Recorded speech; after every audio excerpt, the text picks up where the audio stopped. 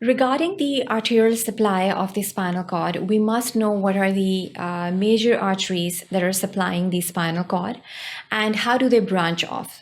So over here, if you look at this diagrammatical representation, it's basically a schematic representation and over here we know that the major artery which is going to branch off and supply the spinal cord is the subclavian artery, which is basically the branch of the arch of aorta. And over here we know that the subclavian artery, it gives off the three major branches. First of all, we have the vertebral artery, and then we have the cervicalis profunda. Moving on, we have the ascending cervical artery, which is also known as the arteria cervicalis ascendens, that is mentioned over here. So these are the three major branches towards the subclavian artery. Now, when we move on and look at these branches, we know that this ascending cervicalis artery, it again branches off, and the two major arteries that it is going to give is the anterior segmental medullary artery, and then we have a posterior segmental medullary artery, which are the subdivisions to this particular cervicalis ascendens that we are looking at over here.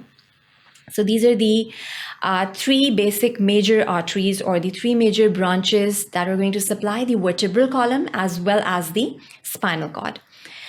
So over here, we have another branch which is known as the intercostalis artery. So whenever we use the word intercostalis, one of the other terminology which is being used is the segmental artery, which is given to this particular, another name which is given to this particular artery. And the segmental arteries are basically going to enter the different segments of the spinal cord accordingly, and they're going to anastomose, and basically they are providing a better circulation towards the spinal cord.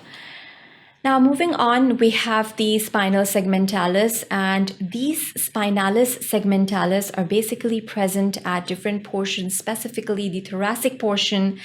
And when we'll be discussing the lumbar portion, they're also present over there. The sacral and the coccygeal regions are also going to get this segmental spinalis arteries.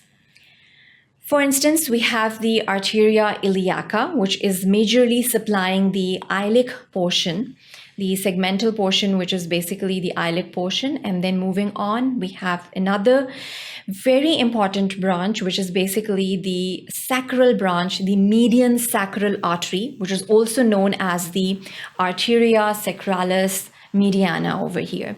So this is basically going to supply the sacral as well as the coccygeal portion of the spinal cord and the vertebral column. Finally, we have the sacralis lateralis. So we have these two major arteries, a single median, and then we have the two lateral arteries that are supplying the sacral region of the vertebral column and the spinal cord.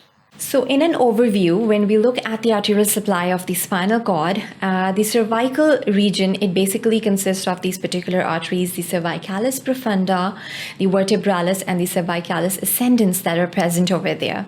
Moving on, in the thoracic region, we have the intercostalis arteries and the segmental arteries.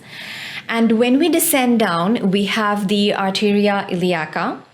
Moving further downwards, we have the sacralis mediana, and then we have the sacralis lateralis that is present laterally. There are two lateral arteries that are present in the sacral region, basically.